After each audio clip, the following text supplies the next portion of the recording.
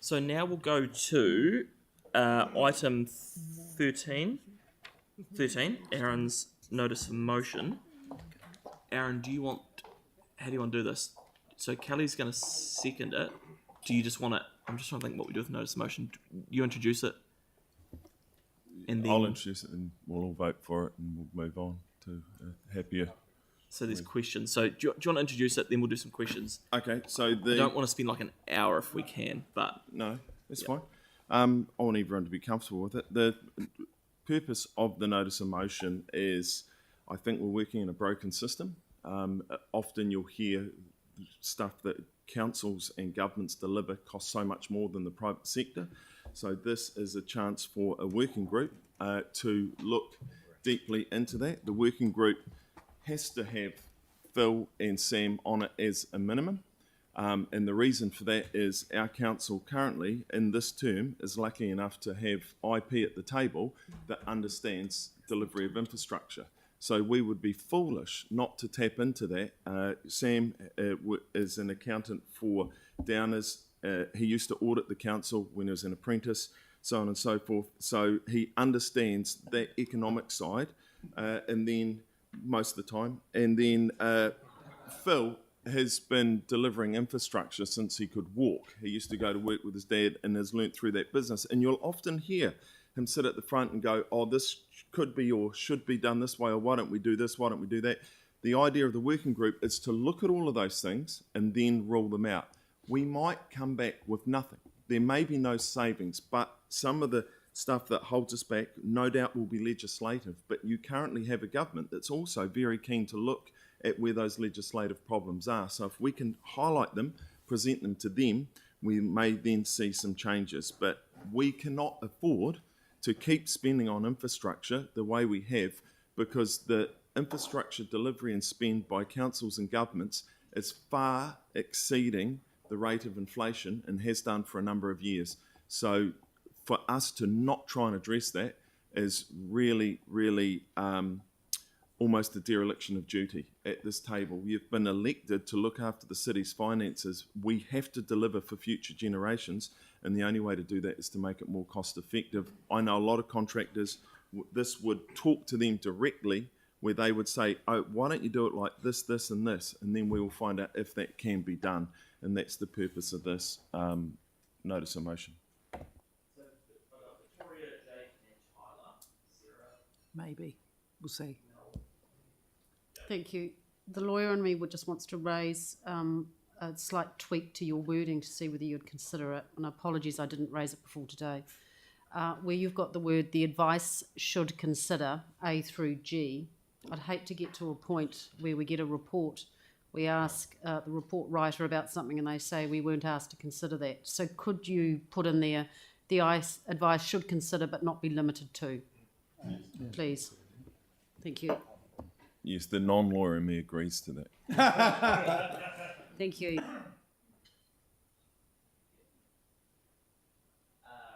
Thanks. Two questions of the CE. Does she have confidence that the processes currently in place, Section 17As, closeout reports, all those things,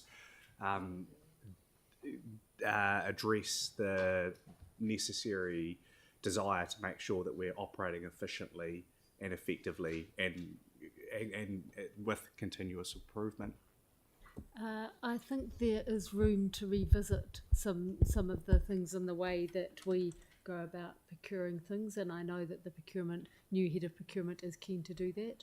So that will be particularly around the council's procurement rules that we want to review that at some point to try and see if we can be more effective and efficient in those places. We have already put things in place, as you're aware, like panel agreements to speed up things, but it is worth having a relook at it. And if the governance of the organisation want to have some oversight of that process, we're happy with that as well. So that this would be, if this was formed, staff would be advising this committee. We wouldn't be leaving them on their own to come up with ideas. So we would provide advice to this committee that then could come up to council. No, that's cool. And the second final question is just how much will this exercise cost? I know today we're just asking for advice, but I like to have a fulsome understanding.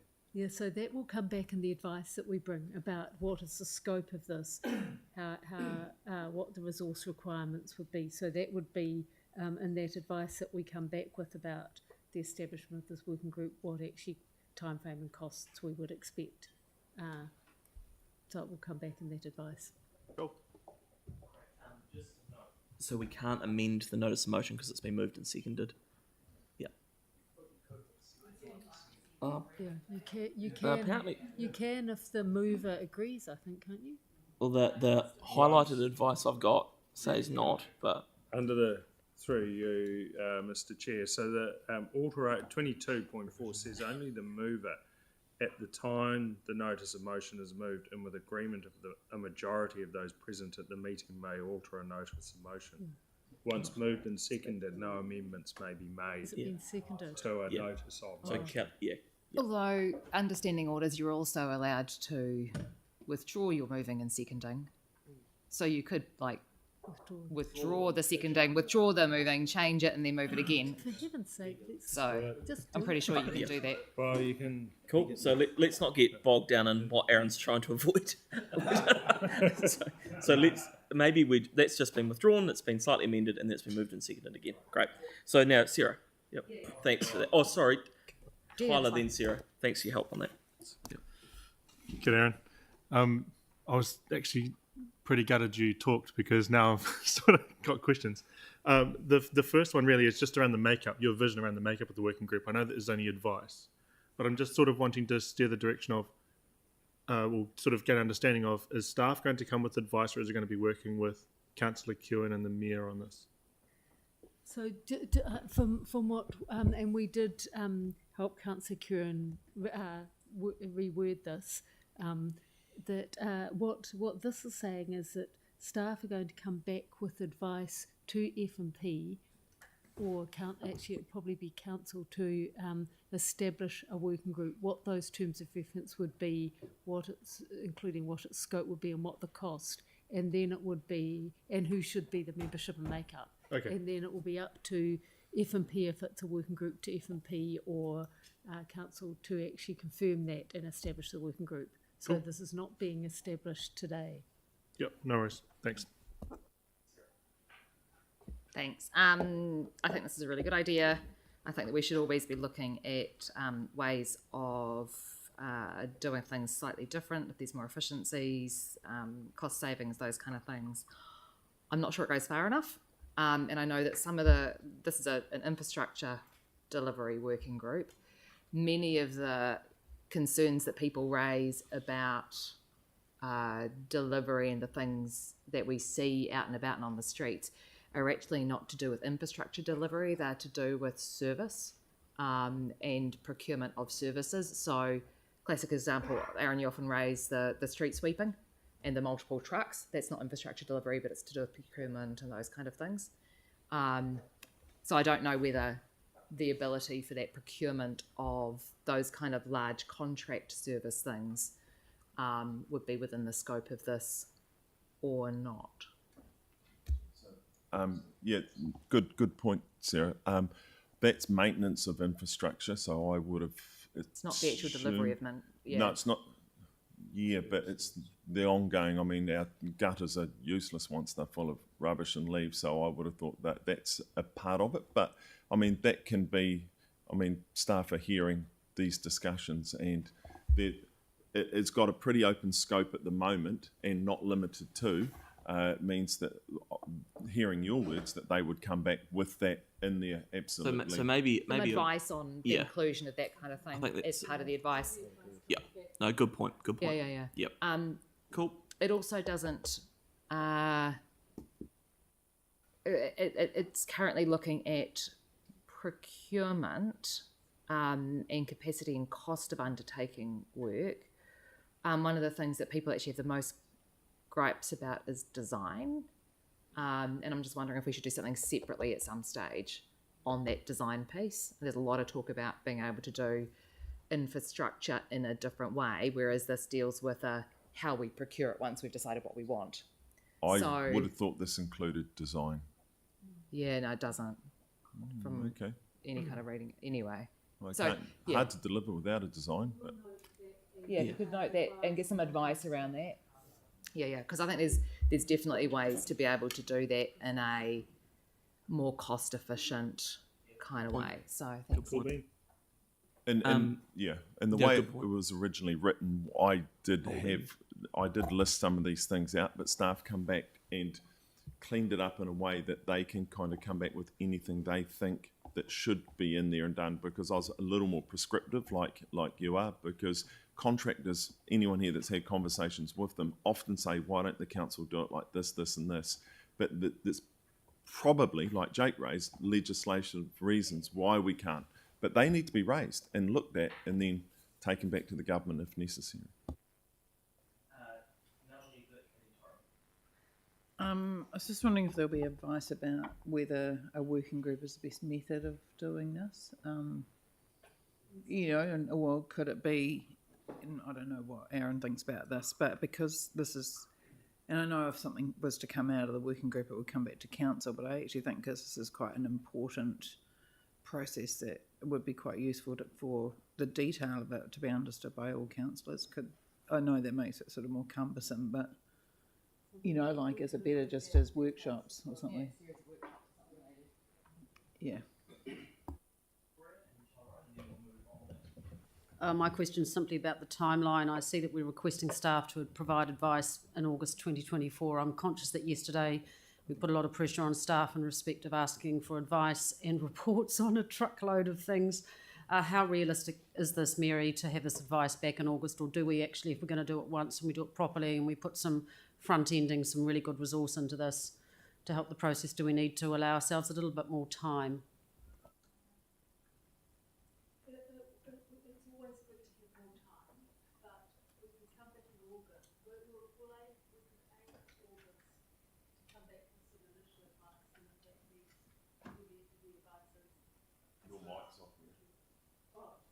So,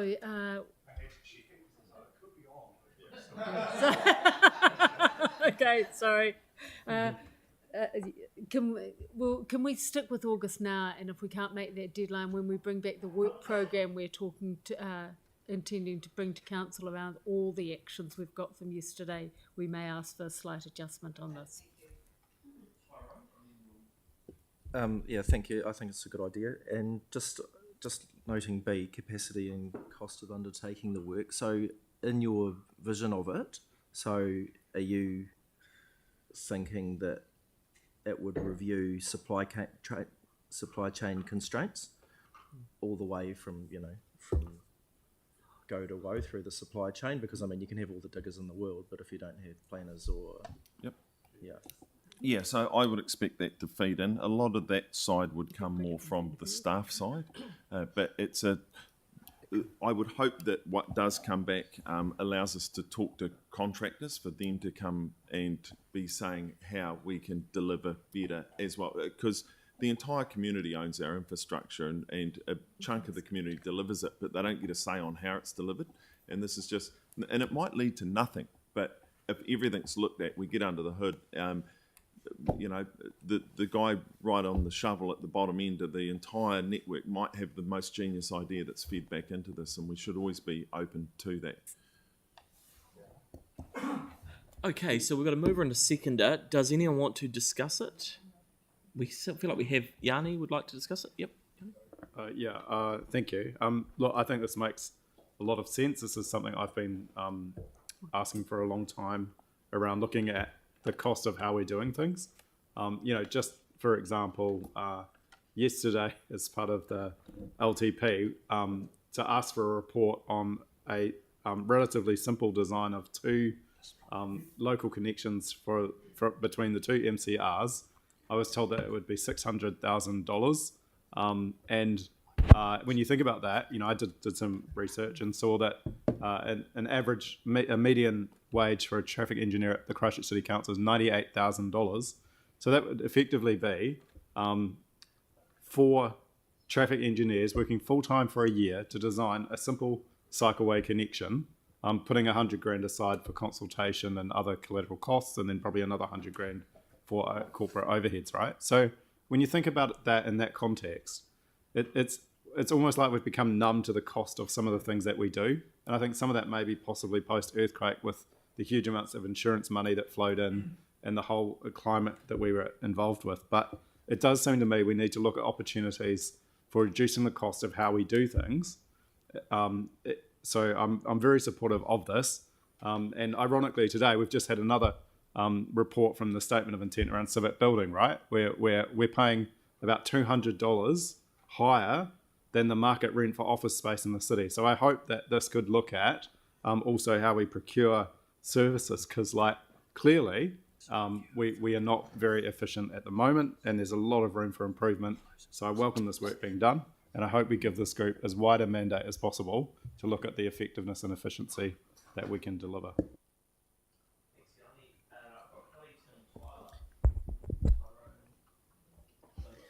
Yep, thanks. Yeah, look, I think this is a momentous move. I think obviously we should always be looking for better value on behalf of the ratepayers and opportunities for efficiencies, which has already been mentioned. We have a history of this in other areas. We've got people on organisations like Venues Otautahi, Christchurch NZ, CCHL. So we've got eyes on what happens and what goes on. And there's lots of benefits for that. The ability, amongst that, is the ability to explain to residents and colleagues what's going on in those organisations. People ask me a lot, as a council being ripped off, we're paying for this, we're paying for, why do we have so many cones? All those sorts of things. And it's actually really to explain if you have easy to explain if you have the facts, and I think, we'll all be better off if we're more informed on how these projects are put together and why we're paying what we're paying for them.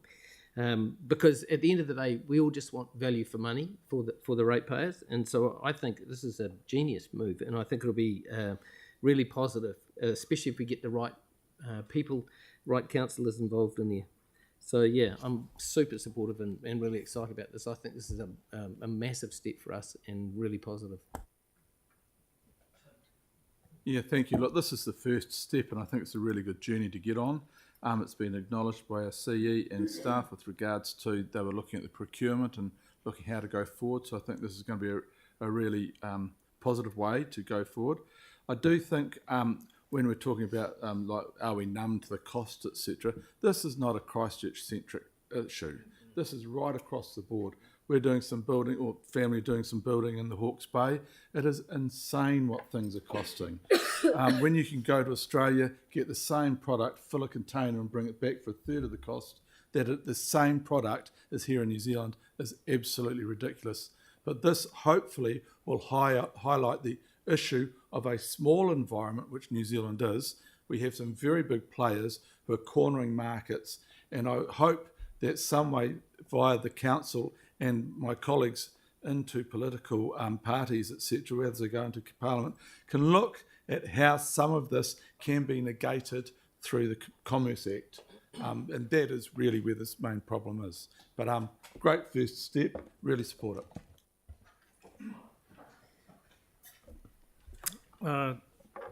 Thanks, Mr. Chair.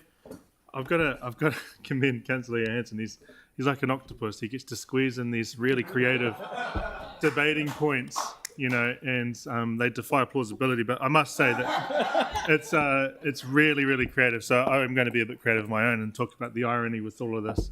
And the irony is communities actually care what happens on the street. I've said this before. They care about the road cones. They care about 6 people on brooms and 1 person in a bobcat. They care about that stuff because they think that they're not getting their value for money for rates. So in light of that, I'm actually very supportive of Councillor Kewen's motion here. But I am going to flag something. And the more Councillor Kewen talked, the more I was a little bit more wary of things, particularly around conflicts, and talking directly to contractors is a bit of a flag for me. And I think that the team do a really good job in terms of relationship management with that. And the further we're away from that stuff, the more safe it is for us as councillors. But at the same time, we do need to review cost-cutting measures. Design is another one that's actually really plausible in terms of this motion here today. But also looking at that about how we decide where money goes and what scope it's within. For example, in terms of transport, the number one issue that I'm having at the moment in my ward is chip seal. Chip seal is probably my number one. I've actually had a resident talk to me the other day about tar seal coming into her house. First of all, I thought, why are you wearing shoes inside? But I'm not judging. But second of all, the issue around the scope of works is something that needs to be looked at. Do we spend a little bit more for asphalt across the city, or do we spend a little bit less on chip sealing? So there's things like that we need to think about. So I'm really in support of this, but I would just want to flag with staff that I'd like to keep this clean and proper. Kia ora. Kia ora. That's a really good comment, Tyler, about chip seal versus asphalt, because it just highlights the fact that we don't actually sort of make kind of overall sort of coherent strategic decisions about the kind of the direction we head at. And like so first of all, I just really want to support what Aaron's raised here. I think that it could go further. Yanni says it doesn't go far enough. I want it to be as broad as possible. There's an opportunity here for us to take a really positive, forward-thinking, strategic view of the way that we conduct anything that involves supply chain operational planning. Ever since I was an analyst at the Canterbury Earthquake Recovery Authority, it has really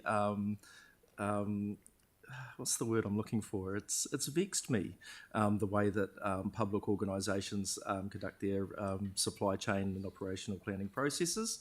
I don't think it takes a sort of a coherent, sort of integrated enough view. It doesn't look forward enough. I mean, we've just signed off a capital program report today on our F&P in this meeting, where we're happy to see a forecast that's changed quite significantly from the forecast 7, 8, 9 months ago. It's jumping around all over the place, and we don't actually really ever challenge why that jumps around and what the impact of that is. We don't take a forward enough view into the future. We don't look 12 months into the future, 18 months into the future. I really think that we should do that. And just to look at constraints, look at all of those different processes that make up operational delivery. And so I'm really, really happy to support this, and good on you, Aaron, for raising it.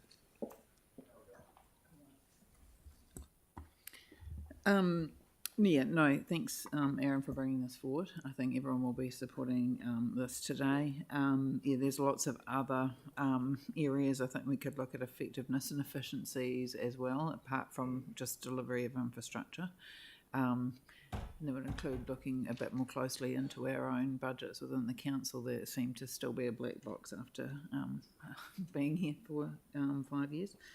But I think, I'm interested to see what the cost of the working group would be, just because we keep hearing that they don't want to do working groups, it's too much effort or something. So it'd be good to hear about that. I think all councillors should be included in this in some way or other.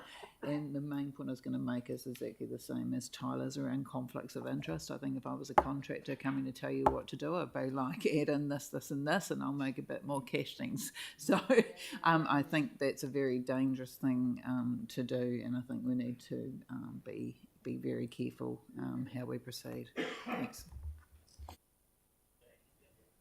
I can tell you're getting grumpy with the number of people talking. David. Oh. This is going way different than I thought it was, so I'm quite surprised. Yeah.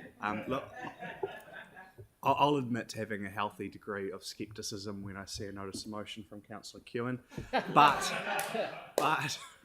I will vote for this today. And actually, one of his comments really got me across the line in terms of this may come to nothing, and that's fine, but at least we've had a look under the hood. I think there's nothing wrong with governance doing that, if only, and I suspect we will find some efficiencies. Any organisation of this size and scale can always do some things better, a little better, but if nothing else, then it's given confidence to governance, and it's helped clear up some conspiracy theories really around how we procure, because I suspect, as I said before, there's some things we could do a little better, but I don't think that there's going to be any drastic improvements possible given all the processes we already have in place to properly procure and properly look at things. But I also suspect the way this is going to run is that Mary already has a couple of ideas in mind, 2 or 3. She'll serve them up to the working group. The working group will come back and say, look at these awesome things we've found. And when that happens, I just wanted to flag it now, early doors, so that we can take it with a grain of salt when it does come. So cynical for someone so young. The okay, Mark. Well, I think pretty much everything's been said, but thank you, Aaron, for bringing this notice of motion. I think it's a good degree of wisdom to get this looked at and to take a good look. Getting the best bang for buck for our ratepayers is what we're here to do. So I'm looking forward to seeing what this working group can come up with and see if we can't either confirm things are all good and sweet or whether there is a smarter way and better way of doing it. So thank you. Yeah, so just finally, before I hand over to Aaron, I mean, I'm happy, obviously, for this to progress. I think it's good to have ideas as they crop up, work through and to get some advice on. Probably the 2 things I've picked up out of this, which I think is really useful just to reinforce, is around the conflicts, because I think we as an organisation spending over $500 million a year with contractors need to be very, very careful about not only how we operate, but the perception of how we operate. And the thing that sits in behind it for me is obviously the Local Government Act and the Public Finance Act that would do that. The last thing I want is judicial reviews on our procurement processes, but I think it's really good to actually look into the stuff and see whether we can get some efficiency. And I think it's worth just clarifying too that I would hate for people to have the perception that a working group is sort of seen as these real hands-on, doughy type people. That's not how we operate as an elected council. We are the governing body of the city council. I'm not, if I'm on it, not going to be boots and all in haggling with contractors or the like. We have a massive team of staff in here that do that every day, but what we can do is get assurance and work through some of the processes with them to ensure we're getting value for money. So I just want to flag now that we're a creature of statute in terms of how we operate as a council. We have legislation we need to comply by. That doesn't mean we can do a deep dive into this stuff, but just to be really clear, it won't be us doing it. It will be the council staff who will provide advice to us to make decisions or recommendations to council on.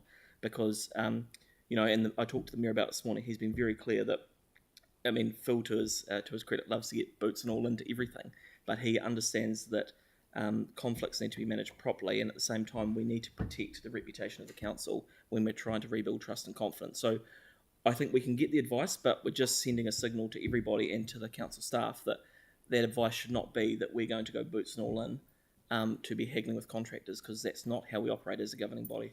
And I'm sure, as Jake mentioned, Mary's already got that written in the draft terms of reference. She probably did over the weekend. So I'll pass that to Aaron, and then we'll wrap it up.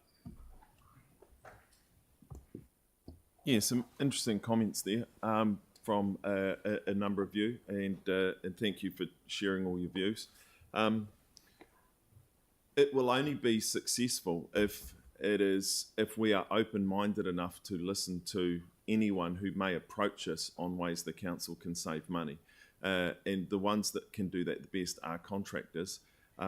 If contractors come in and give us a list of things that are going to cost more money but deliver nothing more, we all deserve to be voted out. If we support adding a whole lot of things that are going to cost more money, like that would just be the definition of shooting yourself in the foot.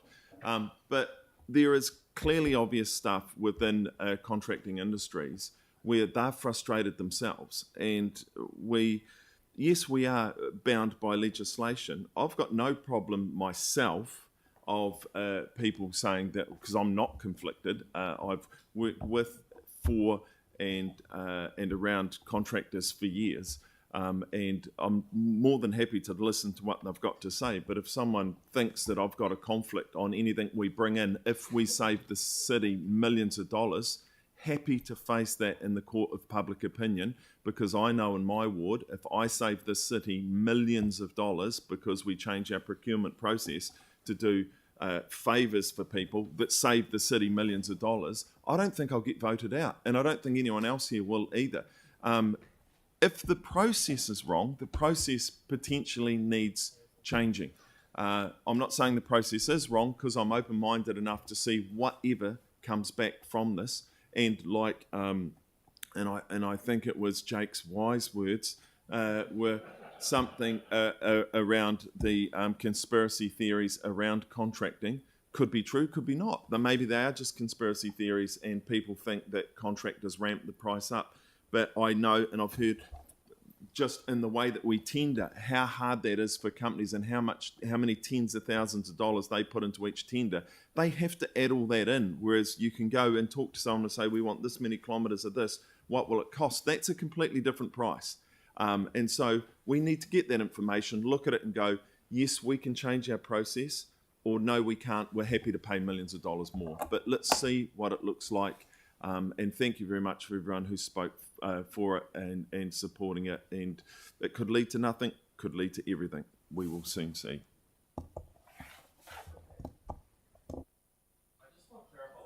And I can because I'm the chair.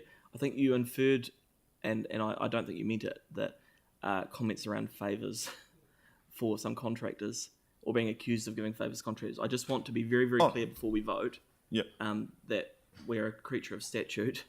Oh, no, that's one of the rumours, the conspiracy theories that Jake refers to, that jobs are like our mayor that comes from a former contracting company, and people like to say, oh, they get this and they get that. They don't. And he's resigned from that company for that purpose, to keep that distance that was referred to by Councillor Harrison Hunt. I guess what I'm saying is, just to be really clear for everyone when we're voting, and then we're going to vote, we're not having any more discussion on it, we're voting on some advice on a working group that will then come back and that will look at a process around looking at how we procure things. Absolutely. As opposed to the contractors themselves and who we procure with. So I just want everyone to be very, very clear before we vote that is the way we're going forward, or else that will not pass today. I'll roll it out of order. So are we all happy to vote on that? So all in favour? Aye. Against? That's carried. Great, thank you.